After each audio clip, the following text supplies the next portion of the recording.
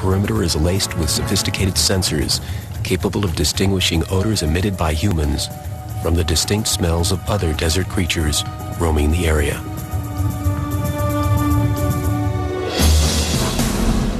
There'll be signs saying, stop here, unexploded ordnance, contaminated area, radiation, or, a little line that says use of deadly force authorized. That stops most people. The foolish are the ones that go on beyond that. People start coming down in Jeeps and four-wheelers, and all of a sudden they're presented with a couple of guys with automatic rifles, and they get resentful that they're told to go back up the road, and if you turn around, you could be shot. People who have been unfortunate enough to continue to the guardhouse have been arrested. Inevitably, they are tackled, thrown to the ground, they get their necks stepped on, get hogtied, and hauled off to the hoosegow. And held for long periods of time and had to pay hefty fines, as well as having to sign away rights to talk about what they'd seen, even though they hadn't seen anything because they never got anywhere near the base. In recent years, the new attention being lavished on Area 51 has resulted in tighter security and an ever-expanding perimeter. There used to be two mountains that you could look down into Area 51. One was Freedom Ridge, just right up there where the security patrol is looking down on us, and over that hill right there was Whitesides Mountain, 11 and 12 miles away respectively. You had a really nice view, but the Air Force requested and was granted a 4,000-acre withdrawal that took those two mountains and made them the restricted area. So now those places are off limits, and we have to go 26 miles away to Tickaboo Peak. While millions of dollars and man-hours are spent keeping people out of Area 51, the government also goes to great lengths to get people in. We're at what's known as the Janet Terminal. This is where the vast majority of the workers at the Groom Lake base park their cars and fly in a private fleet of aircraft to Area 51. Located on the northwest corner of the main commercial airport in Las Vegas, the Janet Terminal is the employees' gateway to Area 51. There dwells a fleet of Boeing 737s. They're white and they have a red stripe on them. And these planes load people who show up and park their cars in a secured parking lot, and they wait in the little terminal until it's time to go. These aircraft are owned by the Air Force, but when they're referred to on FAA frequencies, they're known as Janet, just like another flight might be known as TWA 123. These are known as Janet 123. Like nearly everything else concerning Area 51, the origins of the name Janet, given to these flights and the terminal itself, is a mystery. And what, on the surface, appears to many to be just normal activity, can be perceived by trained eyes quite differently. Everyone that you see get on these planes is conspicuously casual. This is a mixture of civilian workers and military workers. You can't tell the difference. You don't see any business suits. You don't see any military uniforms. You just see people in baseball caps carrying duffel bags. The rule at this facility is keep it low-key, and it's so low-key that it draws attention to the place. So these Janet airplanes peel out of Vegas just like any other plane would, except they go north. And in fact, the Janet airplanes are responsible for a lot of heartfelt UFO sightings because some of them fly at night and some of them start coming in around 4:30 in the morning.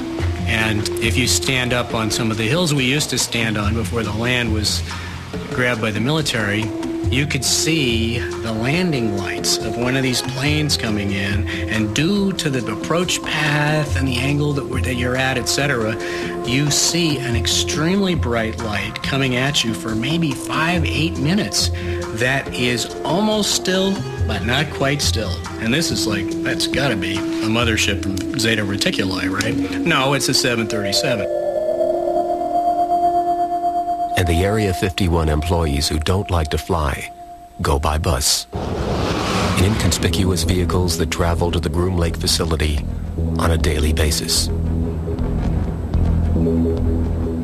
What exactly happens after employees arrive at their destination is, of course, a secret, protected under strictly enforced national security regulations. All workers who go to Groom Lake are required to sign secrecy oaths promising that they will never disclose anything that they've seen or heard out there or tell about the work they've done. The problem with a base that doesn't exist is that it doesn't have to obey the public laws. A base that doesn't exist doesn't have to worry about worker rights. It doesn't have to worry about environmental laws. If workers can't even talk about it, and the government won't admit it exists, then who is accountable when something goes terribly wrong? The shroud of secrecy enveloping Area 51 was suddenly threatened when a group of former workers filed a lawsuit in federal court, alleging criminal wrongdoing by the government. The Area 51 litigation is very serious because it involves allegations not just of criminal conduct, but allegations that criminal acts were knowingly committed under the veil of secrecy, and that those criminal acts may have resulted in the deaths of 2 people and the injuries to a large number of other workers. In their lawsuit, the former workers claim that for more than a decade, the government secretly and knowingly burned highly toxic waste at Area 51.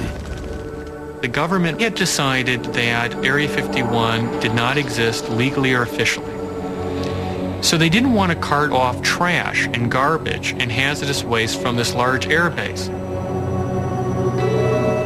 Nothing going in really went out. And as they started to do experimental aircraft and started to operate large numbers of planes, they started to produce a lot of hazardous waste. So they started to burn it, which of course is a crime.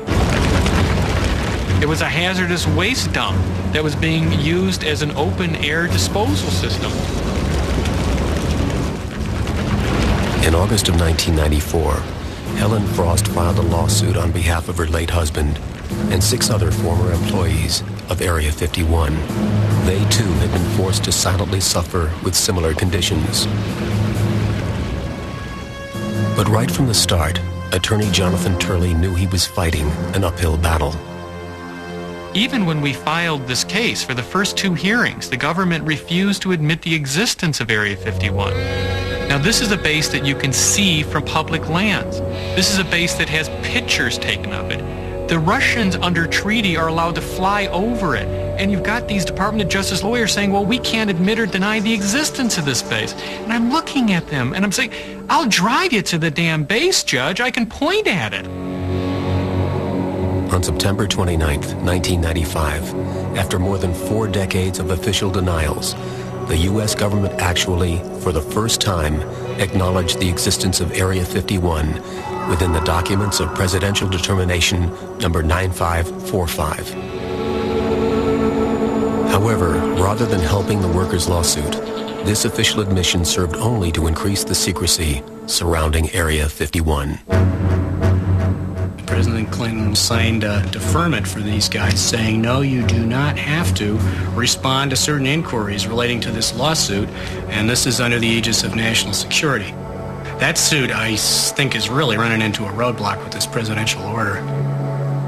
When you give an agency the prerogative to pursue its agenda, discarding all others, there are going to be abuses, and we're paying for those abuses now.